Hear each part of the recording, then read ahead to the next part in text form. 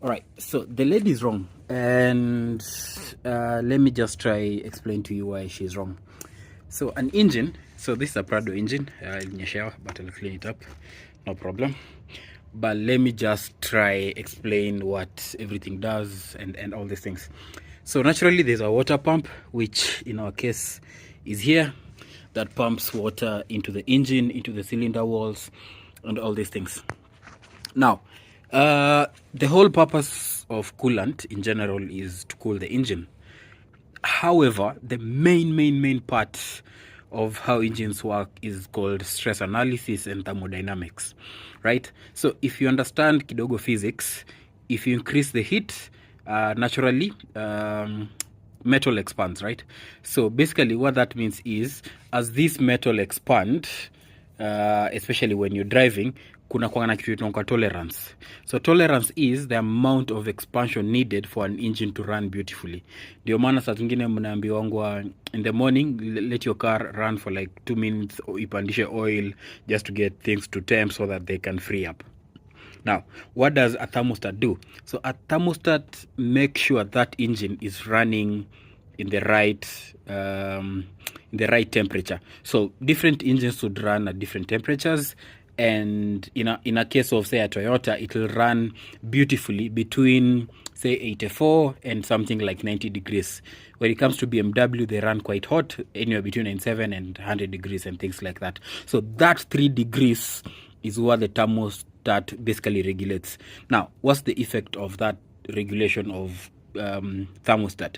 So basically, it either allows flow of water kutoka kwa water pump kwenda kwa radiator through the engine and so on, so that it's cyclic. So maji yatoka kwa radiator ende kwa water pump ingie kwa engine and things like that. Sorry, I was lag here.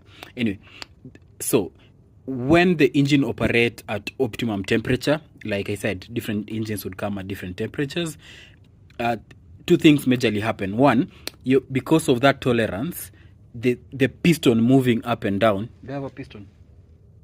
Yes, I have a piston somewhere. Anyway, the piston moving up and down this block, because of that tolerance, that 85, 86, 87 degrees, it moves a bit better, whereby ikitu may expand, the piston may expand, so there's that free movement. However, mame kusema sijui thermostat ni ya vitu ya top ya sijui cold climates and things like that, that's very wrong. Now, if you remove your thermostat, inamaanisha maji yako inazunguka all the time and the block is always cool. Two things happen. Your oil does not get hot enough for it to lubricate the engine. Your cylinder walls become too tight. Again, like I said, thermodynamics. Because of that, a lot of cooling, your cylinder walls become too tight for your pistons to move up and down, and that affects your fuel consumption. So basically, you need a lot of power to have the piston come up and go down, because imefinyika. I don't know if that makes sense. So your story thermostat, it's just simple. Always have it. It's a consumable product, or rather it's a consumable. Ikichapa weka nyingine and everyone goes home happy. The difference between a car that has a thermostat and one without, ideally you won't notice it, but you'll be losing up to 10 to 20% of your fuel consumption just without having the thermostat. It is, wakati saa zingine ikiharibika, it's okay to remove it, move a few kilometers or fika nyumbani, but just make sure you return it. A thermostat would cost you at any given point less than 3K, so it's only fair for you to just replace it, as opposed to every day.